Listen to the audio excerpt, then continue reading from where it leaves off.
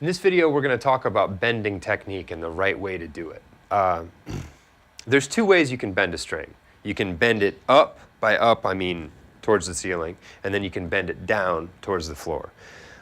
Bending down is really simple. It's exactly the way that you would think you would do it. All you do is you get your finger on the string. I'm putting my third finger on the 7th fret of the 3rd string, and I'm kind of supporting it with my 2nd finger and my 1st finger as well, and they're all pulling the string down.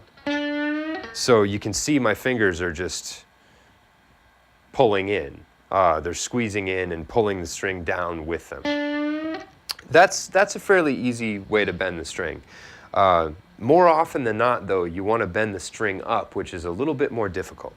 The trick to bending the string up towards the ceiling is using your wrist and your forearm, because they're bigger muscle groups, rather than your fingers, because they'll tire out really quickly.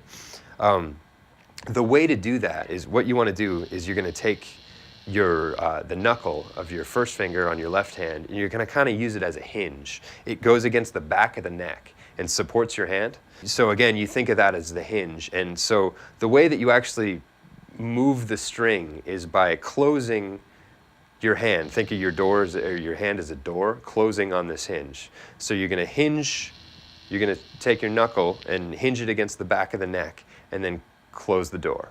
And all you have to do is hold your finger steady. You don't want it to be locked, but you want it to be rigid and curved. So the finger is actually just, it's being moved by the hand, by the wrist and the forearm, rather than the finger actually moving the string. So again, you hinge, hold the finger rigid, and then close your hand against the neck.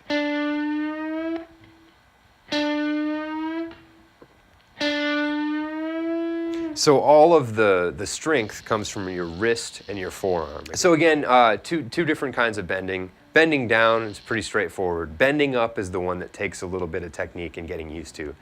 As with many things on the guitar, it's really awkward and uncomfortable at first. The more time you spend doing this, the more easy it becomes, and it turns into second nature pretty quickly.